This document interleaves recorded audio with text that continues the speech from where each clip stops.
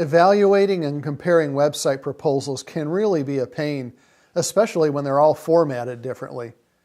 It's a lot easier when you have a template and several good questions. Here are 12 questions that will help you a lot. Now, I also have an interactive PDF template that you can use to organize and compare your notes. Here's question number 1. What are the merits and the weaknesses of the proposed platform? Well, I like to divide web platforms into 3 basic categories. First, you have static HTML sites, and then you have open source content management system platforms like WordPress or Joomla. Then you have proprietary content management system sites like Adobe's Business Catalyst. Ask good questions during the interview process and make notes that will be useful for the proposal review. Here's question 2. How many web pages are covered in the proposal? One proposal might cover the entire content of your current site, while another might only cover a home page and 5 inner pages. Here's question 3. Who will write the new content?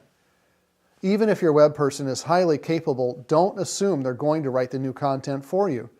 Clarify this point so you don't end up with an extra bill you didn't expect. Here's question 4. Who will optimize the pages for SEO? Now, you might be buying a platform that's capable of being optimized, but that's not the same as the work actually being done. On-page optimization is less important than it used to be, but there are some pieces that still matter to SEO professionals. It will help you to understand exactly what's being quoted.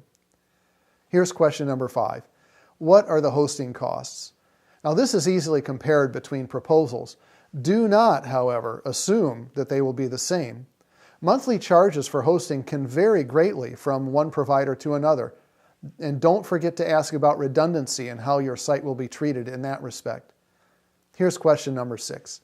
How many users are covered with the hosting package? Building and launching a website is just the beginning. Managing and editing your site is an ongoing effort that may require several people.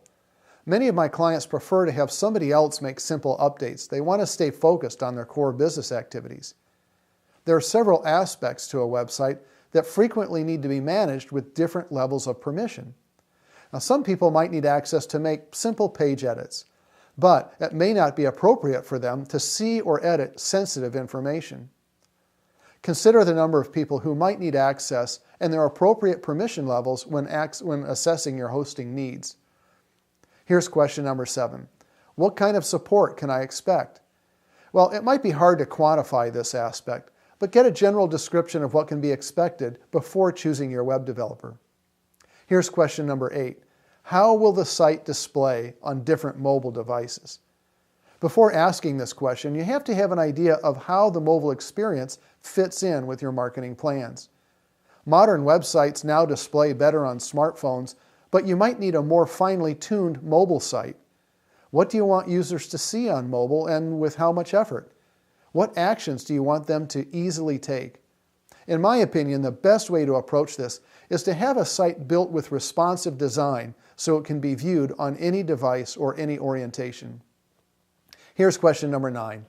What automation will there be with respect to collecting email addresses? Make sure your site will automatically load email addresses into a list that's connected with your email service provider. You should also get an alert when someone subscribes. Here's question 10. What happens if the web developer disappears or discontinues web support services?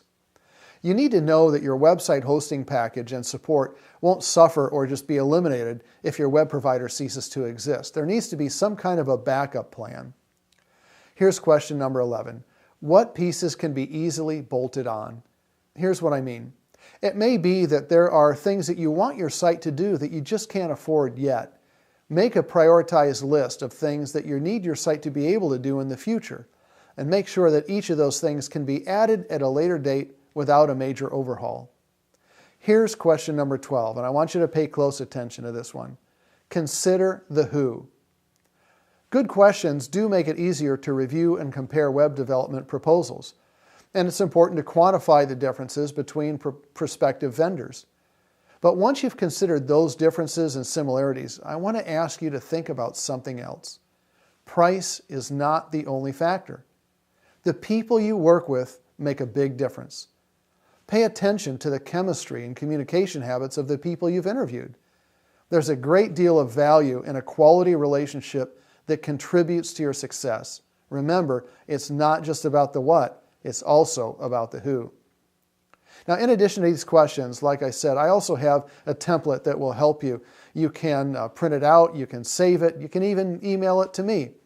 So I hope that helps you. This is Steve Smart, the Marketing Guy.